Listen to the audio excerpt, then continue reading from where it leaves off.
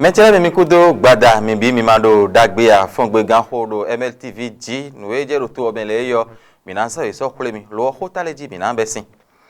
Minat no menjile e mamionda satan me an e mamionda tionji egbon satan me on e don bako e len kana gbon boti to me on e dan voblo alopa fo but ni no me e to sileton e dan se ho le jejoro kanji ho le ko de gbon yo e kanu gbe so ho lo nu konton ko ye ko ton do se so si azin kan ji ba jijo mon konton e na no ho asan ro poropo we mi to tonu bo tameni pon teme we so ro fine ne na wagben bo ni no me to siton e kana contestar o doutor Mendio e do rodo ali ne no corro devo por minase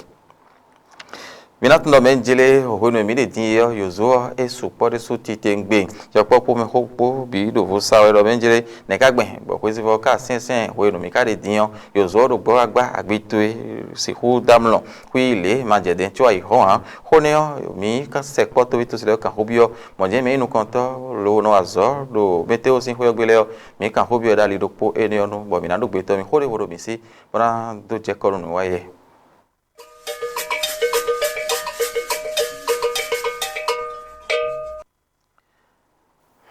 Era tenu lo poropo mitonle miat no menjile owen elo eyin to ho dogbeta Union Progressiste le renouveau ton ediwe mina be sinu mi miat no menjile mako so mi ya bo me na to pon la gante metemele yo ekoso ye bo iko to pon la mitonle kaka so ido hon o gondaho e ro penu kundo to ho dogbeta Union Progressiste le renouveau wo etio e wa de so mi ton e wa de donwese de ton o donwese eneon e kendo ne kana wagben lo bo me na bodo to pon la gan u bona wazo teme le ya so e hon donwese eneon me igboji don to da ho gornu pe le renouveau ton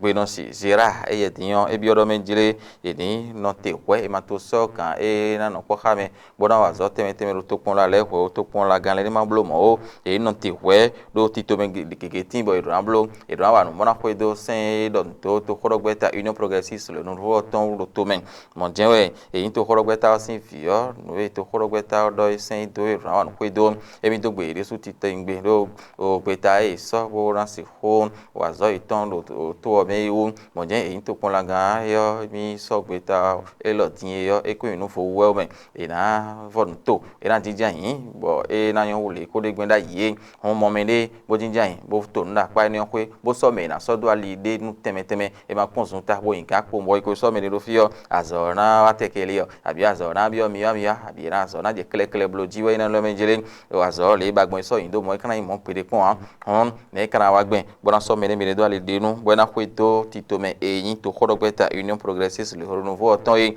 ne kana wa gben bo na to ndo ali ni nu bo me na so be na bo do ye to pon la gan e Union Progressiste le renouveau ton wule yo azona yin do kanji bo tito me on e ran jejoro le bagbon to khorogbeta re podo le to kon la gan le yin do bo du gan bo da sin po enele ji yo le bi den to ganji yo e diwe mison bo de donu se eloton so ye hon ine bo to no le ye to pon la gan e Union Progressiste le renouveau sin o gbevile yo ye ni ton bo to no te we bo no ko mo mele bo jije do khade bo to me na so do ali dia le no ina blo bo no bi den to kanji no ke ko ajije bo no e ba we de yo e na si ho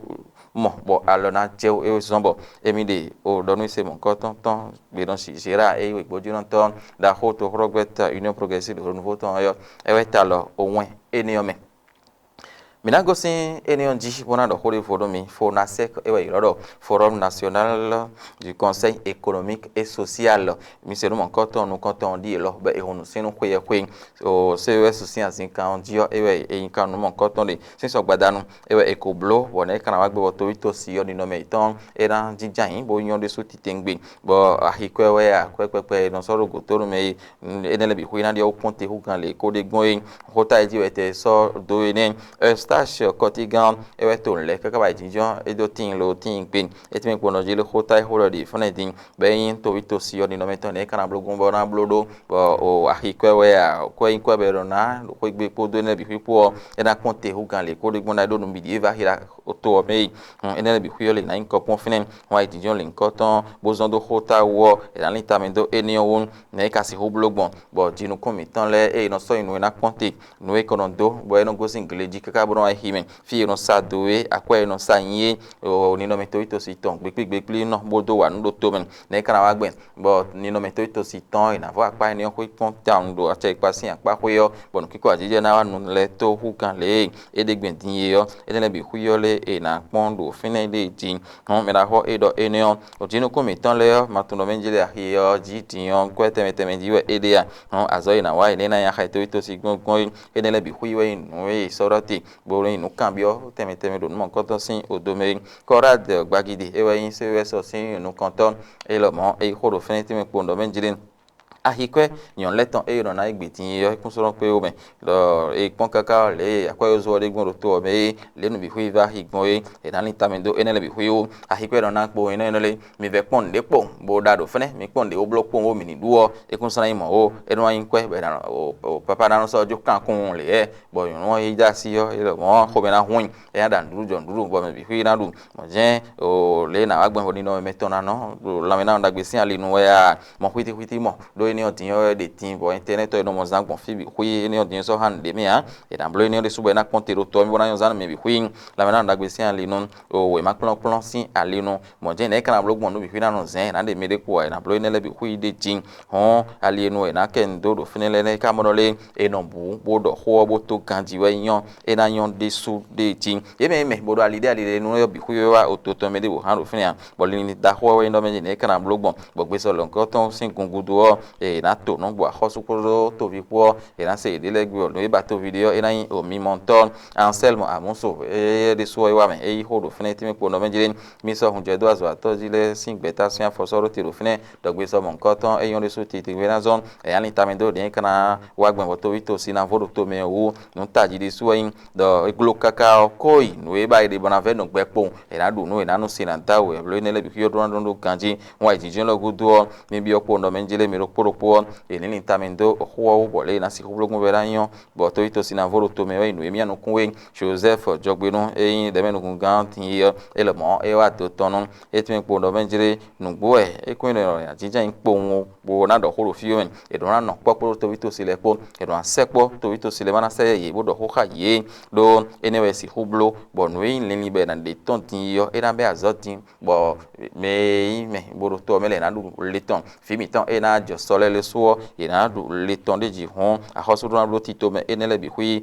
dion e ndo e ka no pe so e lo bi hui gungun do me de ra e do ale mo ide le ye me o kan do ali de le no to me le yo ele e ha klo gada le e no le ha klo bete e ra mo ide le mana to no bo ka to e na cité deji ason do po e do mo e yo ko ra de gbagidi e lo mo ele ho fini ason do po ti ne me to ndo menjire no gbo e le e no ai tinjo logun ho asan do po we gudu beta de le di we na ton do bonaze wa chite do beta ne di o na so se do kan teme do to mele bi hui de tin kale kai hun e ma so lo do no gble bo na fon to ni bla bo no fini kaka bo igboje o menji le eniso loboso do wazona era zombo ni no meto ito si tona dio do ni yari de hotin timbo e kana do CES so si asin kanji be na yoro le café du CES do no ko ton dion le in kana bo o no walo ho fo e wera si ho zan kete ro ko eni ogbe abete no bi o chane e mo mi de yo e so to gan Patrice Talon si afo so do tero fene e ti meno le CES o pe mi te ando eta bo ni no meto ito si ton e do no ganji ro to me yo e mi anu kuni be ro kanton ho be pli me e we na wazo do bo kana do to me de mana se me de gbenu gbo boti to me enele blo nu gbo jenwe yan to bi to sisini no me yan e na konte ro to me de so do we ma teme e jiwe na cité doe ogbeta e jiwe e na cité do ro finele yo le e so se do a hoso jenwe a hoso kana ha bona do no kume bona pon bo alo e na so do du na khla bo to bi to sisini no me na gbo e na konte ro to me yo e na leta me to enion jin a hoso ro gando e bo ro no gege blo e amo e gbe so e lo e no gun ton gudo tin yegbeta e na ji na cité do le yo e na si ho wa no kaka bo ena le wa ponte ho mo a hoso na le ho lo ho gan le e ko de gbon se do o point do le me bo no bi hu na indo o gandi me la ho e do enele do fine kaka so ido ni no meto ito si ton e rano kanjiro to me horo mi de kanjiro do to me ho no mi ka de dion di yozo e supo kakai yozo supo le kaka bo no cambio do menjire amlo na ndo akoko na no ajo na iya una itio adio me ro poro enele bi cambio o matin le tv di fi o mi de o mi jete ya yo ti bo kan ho bi o to vi kun wede yozo e lo de tin ye ne mi de mi kon no gbon ko gbe adio ye na di di mi na pon mi des so mi amo moeme mi tu no ezon tawon tan lo le medion yo so supo pere bo amlanyo asimo amlondo a donc mi bono hun le bidon nouveau fenêtre nous bino le nouveau bon zano ku pere chobo eno ai pa me bono lewu bonu ina mote do me ma do climat le olu nemi na blogon donc mi de me mo we ma in le bie dio a